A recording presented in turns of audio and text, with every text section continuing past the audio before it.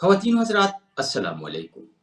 Voice of south Asia के London studios से table talk with मुकीम अहमद में आप सबको खुशामदीद।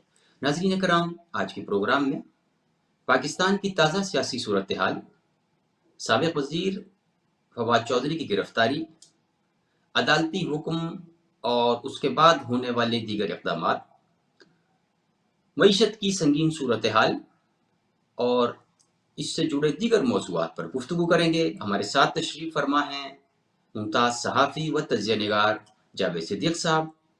जावेद साहब, आपकी तशरीफ़ आवरी का बहुत शुक्रिया। आज के प्रोग्राम का इब्तदाई सवाल ये है कि फवाद चौधरी की गिरफ्तारी अमल में आई। पीटीआई ये कह रही है कि चीफ इलेक्शन कमिश्नर को मुंशी कहने पे मुकदमा दर्ज कर लिया गया, जबकि दूसरी जानिब से ये कहा जा रहा है कि कुछ धमकी आमेज़ गुफ्तगू की थी उन्होंने, जिसकी बिना पर ये मुकदमा दर्ज किया गया। आपके पास क्या सूरत हाल है या क्या आपके पास इत्तलात हैं कि क्या कोई धमकी आमेज़ लहजा, बात, गुफ्तगू या अल्फाज थे जिसकी बिना पर ये मुकदमा दर्ज किया गया? जी, thank you so much. Fawad Chaudhary साहब ने इलेक्शन कमीशन पर हमेशा तनकीद जरूर की है। उनका ये कहना है कि ये एक जानबदार इदारा है और इसका झुकाव मौजूदा जो हुकूमत है पीडीएम उसकी तरफ है। और पार्टी के जो चीफ है तहरीक इंसाफ के इमरान खान, वो तो मुसलसल इल्जाम लगाते रहे हैं कि चीफ इलेक्शन कमिश्नर जो है और इलेक्शन कमीशन खुद पीडीएम की बी टीम है। तो ये इस तरह की बातें होती रही हैं, लेकिन 2 या 3 दिन पहले फवाद चौधरी साहब ने ये कहा, जब उन्होंने डी नोटिफाई किया इनके बहुत से अरकान को असेंबली की रुकनियत से जो इस्तीफा दे गए थे, उनके इस्तीफे मंजूर हुए, स्पीकर ने मंजूर किए। तो उसके बाद फवाद चौधरी साहब का ये कहना था, उन्होंने कुछ ऐसी बातें की कि जो ये तो नहीं कि वो धमकी थी, लेकिन उसमें आप यूं कह रहे हैं कि वील्ड किस्म का थ्रेट था, मलफूफ धमकी थी कि इनके खानदान या इनके जो लोग हैं, चीफ इलेक्शन कमिश्नर और इलेक्शन कमीशन के जो एहलकार हैं, उन्होंने शायद इसी मुल्क में रहना है और यही उन्होंने रहना है।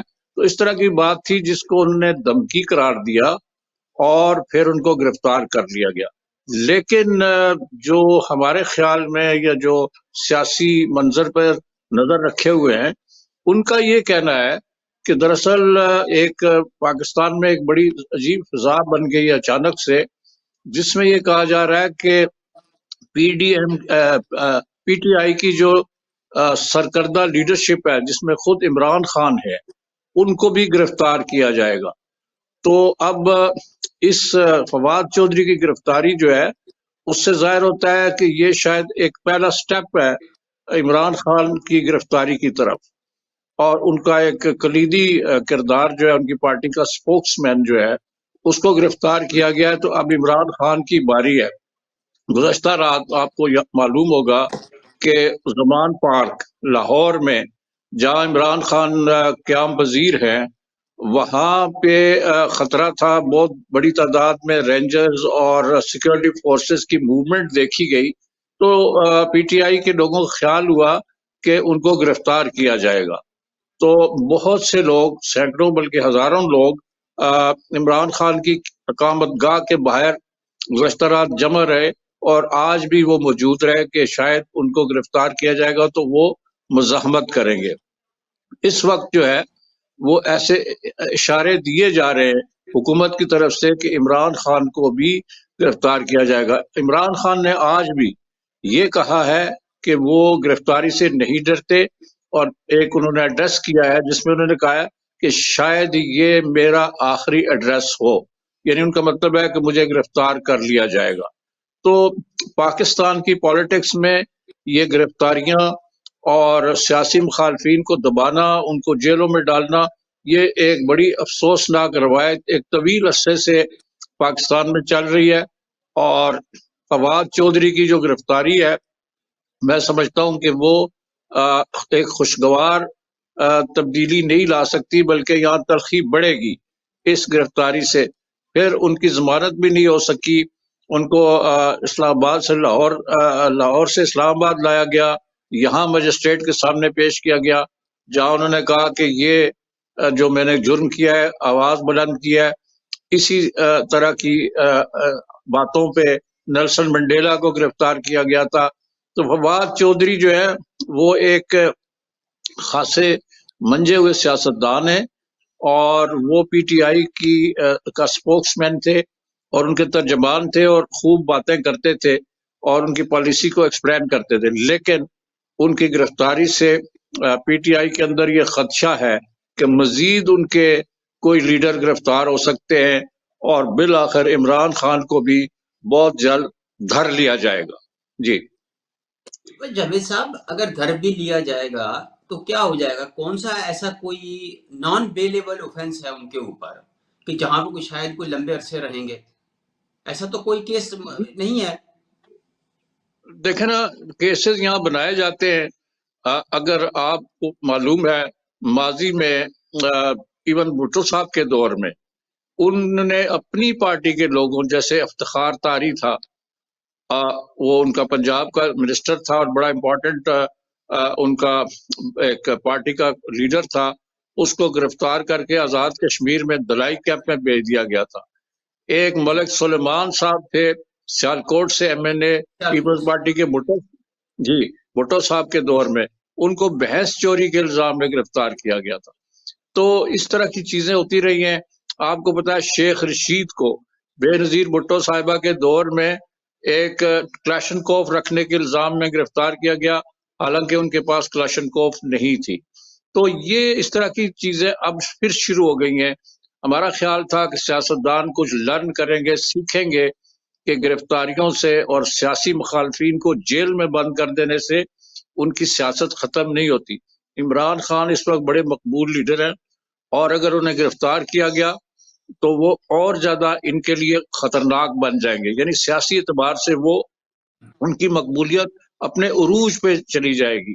تو جو یہ لوگ مشورہ دے رہے ہیں ان کو، موجودہ حکمرانوں کو، یا یہ سوچ رہے ہیں ان کو گرفتار کر لیا جائے، ان کو راستے سے ہٹایا جائے، ان کے خلاف کوئی ایسا کیس بنایا جائے جس میں وہ کافی عرصہ جیل میں رہیں اور ان کی عدم موجودگی میں الیکشن کروایا جائے، اس طرح کی سوچیں پہلے بھی ہوتی رہیں، اس طرح کی پالیسیاں پہلے بھی تھیں، اور اب یہ افسوسناک سلسلہ شروع ہوا ہے۔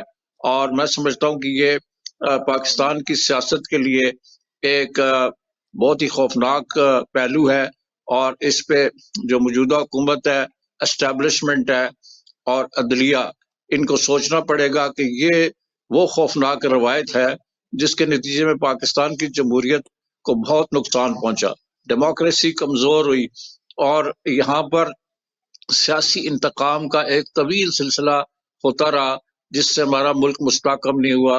اور آج ہم دیکھتے ہیں کہ پاکستان ایک ایسے دورائے پہ ہے کہ جہاں اس کی معیشت تباہ ہو چکی ہے، اور سیاستدان باہم دست و گریبان ہیں، ایک دوسرے سے لڑ رہے ہیں، بیان بازیاں جاری ہیں، اور کسی کو کچھ احساس نہیں کہ ملک کس تباہی کے دہانے پر پہنچ چکا ہے۔ جاوید صاحب، یہ جو نگران وزیر اعلیٰ سید محسن نقوی، جنہیں پی ڈی ایم نے اپنی طرف سے نامزد کیا، ان کا نام بھی پیش کیا، اس کے اوپر بہت پی ٹی آئی نے جو ہے اعتراض کیا۔ اب یہ کیا کوئی الیکشن سٹنٹ بنایا جا رہا ہے، یا یہ مستقبل کی پیش بندی ہو رہی ہے کہ کسی نہ کسی پہ الزام تو رکھنا ہے کہ اگر نہ جیتے تو کہہ دیں گے ایسی بھائی ایسی؟ یہ بھی ہو سکتا ہے۔ ویسے پی ٹی آئی کے چیف جو عمران خان، انہوں نے یہ کہا ہے کہ یہ وہ صاحب ہیں جو میری حکومت کو تبدیل، جسے وہ رجیم چینج کہتے ہیں، اس میں ان کا کلیدی کردار ہے، اور یہ اس ٹیم کا حصہ تھے بقول ان کے، جو کہ ان کو اقتدار سے محروم کرنے کے لیے سرگرم عمل تھی۔ تو محسن نقوی بھی اس میں شامل تھے۔ محسن نقوی صاحب جو ہے ان کو سابق صدر آصف علی زرداری کے بہت قریب سمجھا جاتا ہے، اور جب وہ صدر تھے، یعنی 2008 سے 2013 تک، تو محسن نقوی صاحب ان کے ایک طرح کے میڈیا ایڈوائزر تھے، اور پولیٹیکل افیئرز پہ بھی وہ ان کو ایڈوائس دیتے تھے۔ اس زمانے میں ان پر بڑی لے دے ہوتی رہی، بڑی تنقید ہوتی رہی اور کہا جاتا رہا کہ زرداری صاحب جو ہے اپنی ساری میڈیا پالیسی جو ہے وہ محسن نقوی صاحب کے ذریعے چلاتے ہیں. تو یہ ان کے پر ہے. اور کچھ پی ٹی آئی کے لیڈر کہتے ہیں کہ زرداری صاحب نقوی صاحب کو اپنا منہ بولا بیٹا کہتے ہیں. تو یہ صورتحال ہے انفارچونیٹلی. لیکن میں نہیں سمجھتا کہ اگر الیکشن کمیشن جو ہے وہ غیر جانبداری سے اور اسٹیبلشمنٹ یہ چاہے کہ ہم الیکشنز کروانا چاہتے ہیں ملک میں جو فیئر اینڈ فری ہوں گے اور اس میں کوئی ایسی گڑبڑ نہ ہو اور ملک جو ہے دوبارہ جمہوریت کے راستے پہ چل پڑے، تو پھر تو یہ کچھ نہیں کر پائیں گے. لیکن جو پی ٹی آئی کا نریٹو ہے وہ یہ ہے کہ ان کو اسٹیبلشمنٹ کی بھی حمایت حاصل ہے اور یہ ہمارے مخالف کیمپ یعنی پی ڈی ایم کے بھی بڑے چہتے ہیں.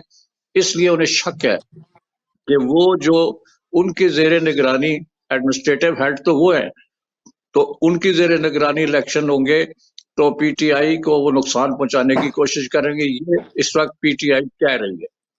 یہاں وقت ہوا ایک بریک کا. سوالات کا سلسلہ بریک کے بعد آگے بڑھائیں گے.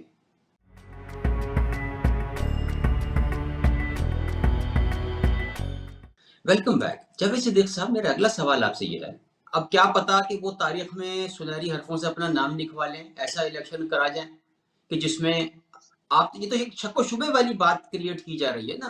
یہ تو ابھی کوئی عمل تو کچھ سامنے نہیں آیا. نہیں ابھی تو خیر کوئی انہوں نے ایسا کام نہیں کیا، اور نہ جس سے آپ کہہ سکتے ہیں کہ وہ لازماً جانبدار ہوں گے یا پی ڈی ایم کی طرف جھکاؤ رکھیں گے. عین ممکن ہے کہ وہ جیسے آپ نے کہا فیئر اینڈ فری الیکشن کروا دیں.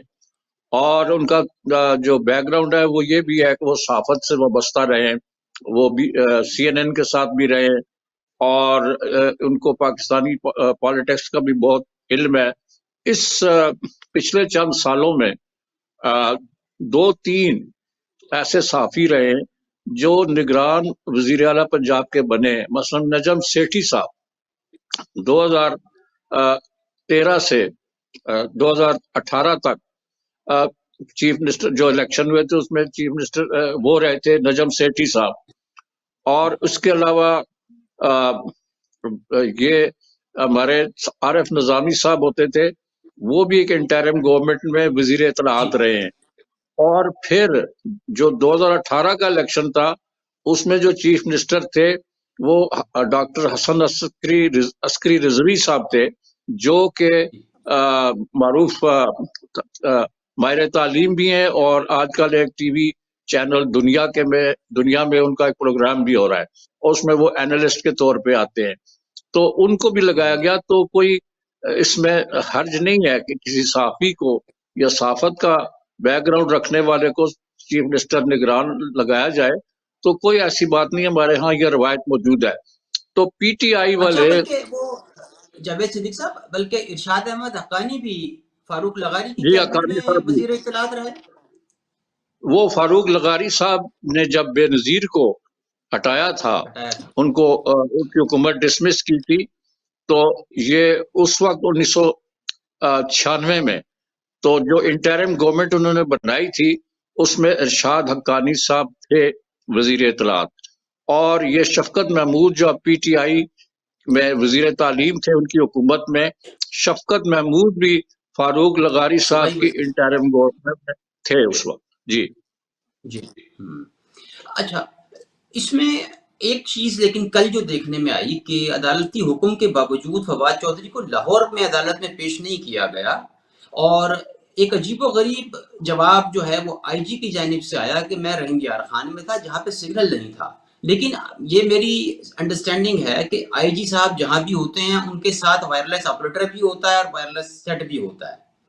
تو اگر یہ پوزیشن ہے کہ آئی جی صاحب کسی ایسی جگہ ہیں کہ جہاں پہ سگنل نہیں آ رہا، تو کمیونیکیشن کیا ہوگی، کنٹرول کیا ہوگا، اور فورس کے ساتھ وہ رابطہ کیسے رکھتے ہوں گے؟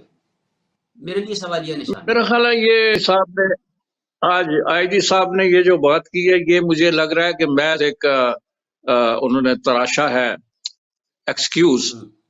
لیکن بات یہ ہے کہ ان کے اوپر اصل میں ٹیکنیکلی قانونی اعتبار سے جو مقدمہ دائر کیا گیا ہے وہ اسلام آباد میں دائر ہوا ہے، اور جو شکایت ہوئی ہے مقدمہ دائر کرنے کے لیے جو درخواست آئی ہے وہ اسلام آباد میں ہے، اور لاہور کی جو پنجاب کی جورسڈکشن ہے اس سے ہٹا دیا جائے۔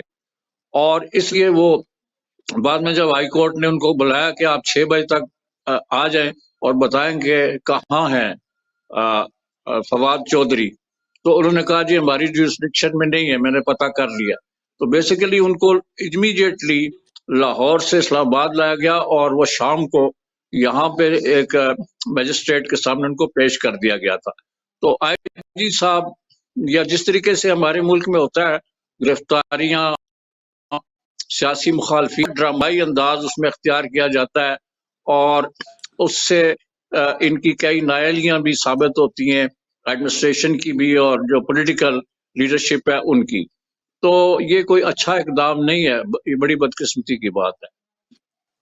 ابھی آپ کی بات سے مجھے یاد آیا کہ چودھری وجاہت حسین اور موسیٰ الہی کے اوپر بھی مقدمہ درج کیا گیا، اور موسیٰ الہی کی ضمانت آج عدالت نے بھی تھوڑی دیر پہلے منظور کی، جو 2 جی فروری تک ہوگی عبوری ضمانت۔ تو جی اس کو آپ کیسے دیکھ رہے ہیں؟ میں سمجھتا ہوں کہ یہ جیسے یہ آپ نے فرمایا، یہ ایک بہت ہی افسوسناک نیا ٹرینڈ شروع ہے۔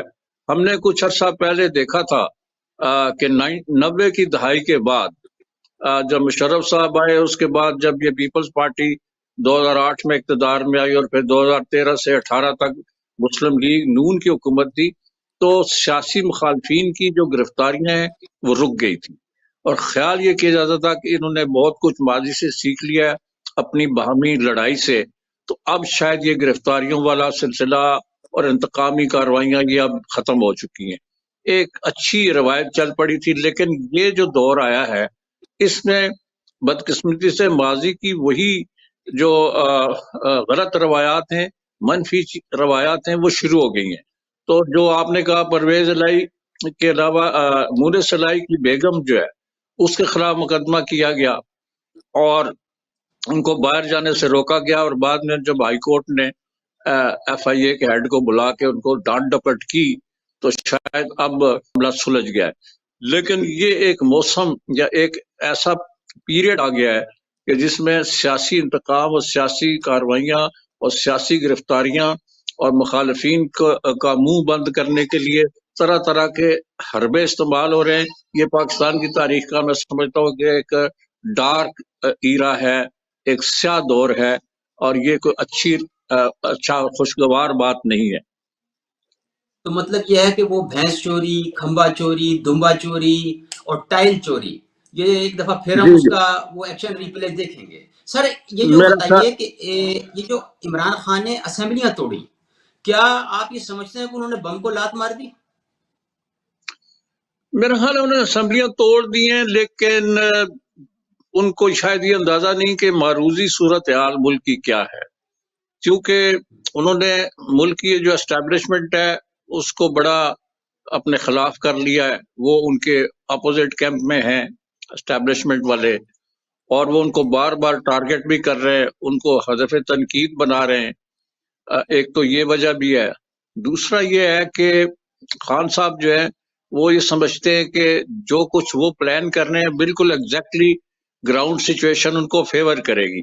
تو اس میں کئی سوالات ہیں، کئی ifs اینڈ بٹس ہیں، اور کیا ہوگا الیکشن تک دیکھیں نا، جو پی ڈی ایم کی حکومت ہے وہ ٹس سے مس نہیں ہو رہی، اور وہ کہتے ہیں کہ ہم تو ہر صورت اکتوبر 2023 تک چلیں گے اور اس وقت الیکشن کروائیں گے قومی سطح پہ۔ اب انہوں نے ان کو فورس تو کر دیا ہے، اور الیکشن کمیشن نے اپریل کی ڈیٹ دی تھی، اپریل کے تیسرے ویک کی ڈیٹ دے دی ہے دونوں صوبوں میں، پنجاب میں اور کے پی کے میں الیکشن کروانے کی۔ اور پی ٹی آئی، اور ظاہر ہے کہ یہ بہت بڑی تعداد میں لوگ ہیں، کوئی 500-600 کے قریب سیٹس بنتی ہیں جن پہ الیکشن ہوں گے۔ یہ کیسے مینج ہوگا جب قومی اسمبلی جو ہے وہ کام کر رہی ہے، قومی اسمبلی جو ہے وہ موجود ہے، اور اس میں سے سب پی ٹی آئی کے ارکان کو ڈسکوالیفائی، ان کے ریزگنیشن جو ہے وہ ایکسیپٹ کر کے ان کو ڈی نوٹیفائی کر دیا گیا ہے۔ تو ایک طرف ایک حکومت صرف پی ڈی ایم کے لوگ اس وقت قومی اسمبلی میں بیٹھے ہوئے ہیں، یک طرفہ کاروائی چل رہی ہے. پنجاب اسمبلی ڈیزالو ہو چکی ہے, کے پی کے ڈیزالو ہو چکی ہے. سندھ میں زرداری صاحب کی حکومت ہے, وہ ظاہر ہے کہ اس وقت اس حکومت کو ختم نہیں کرنا چاہتے. ان کا تو ان کی اسٹرینتھ یا ان کی طاقت یا قوت وہی ہے. تو یہ سب ایک عجیب و غریب اس وقت منظر ہے پاکستان میں. اور اوپر سے اکانومی جو ہے وہ ڈوب رہی ہے, ڈالر آج 260 کے قریب پہنچ چکا ہے. تو یہ سب باتیں ہیں, لیکن میں سمجھتا ہوں کوئی سنجیدہ کوشش نہیں ہو رہی کہ ریکنسلیشن یا افہام و تفہیم یا مصالحت پیدا کی جائے مختلف سیاسی جماعتوں کے درمیان.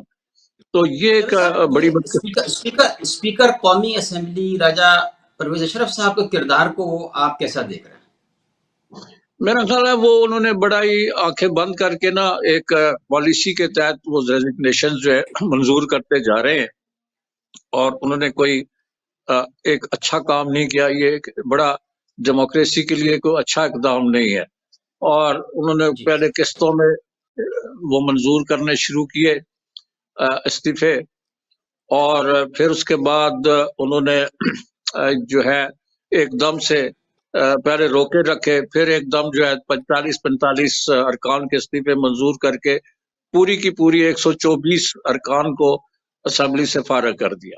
تو سوال یہ ہے کہ جس اسمبلی میں اتنی بڑی اکثریتی جماعت جو ہے اس کے ارکان کو آپ فارغ کر دیتے ہیں, اور وہاں پر کوئی چند لوگ پی ٹی آئی کے بیٹھے ہوئے ہیں جو کہ کہتے ہیں کہ ہم پی ٹی آئی کی پارلیمانی پارٹی ہیں. تو یہ ایک اٹ سیمس ٹو بی اے فارس, ایک عجیب و غریب قسم کا مذاق لگتا ہے. تو جاوید صدیق صاحب، پرویز اشرف صاحب, ایک لاسٹ کامنٹ میں آپ سے چاہوں گا. آپ نے ذکر جی بھی کر دیا کہ ڈالر جو ہے 255-60 کے قریب پہنچ گیا. تاریخ کی بلند ترین سطح پر آج سونا جو ہے 1,95,500 روپے تولہ رہا. جی بس مجھے ایک لائن میں آپ بتائیے، کیا پھر مفتاح اسماعیل واز اوکے یا he was better than Ishaq Dar?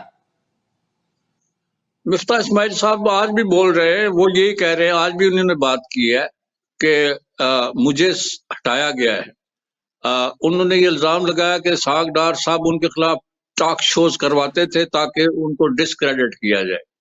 لیکن انہوں نے یہ کہا ہے کہ ڈیفالٹ جو ہے وہ نہیں ہو رہا تھا, ڈیفالٹ کے قریب ہم اس لیے گئے ہیں یا پہنچ رہے ہیں کہ دیر کر دی ہم نے فیصلے کرنے میں.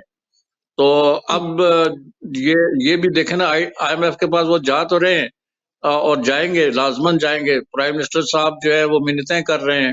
اسحاق ڈار صاحب آج جو ہے امریکن ڈیلیگیشن ایک آیا ہوا ہے پاکستان میں, اس سے بات کر رہے ہیں کہ آپ اب انٹروین کریں اور آئی ایم ایف کو پریشرائز کریں کہ ہمیں پیسے دیں. تو مفتاح اسماعیل تو اسی طرف جا رہے تھے, اور چند ہفتے پہلے, کم از کم 8 ہفتے پہلے, مفتاح اسماعیل کی پالیسی کے تحت ہم آئی ایم ایف کے ساتھ اگریمنٹ کر سکتے تھے.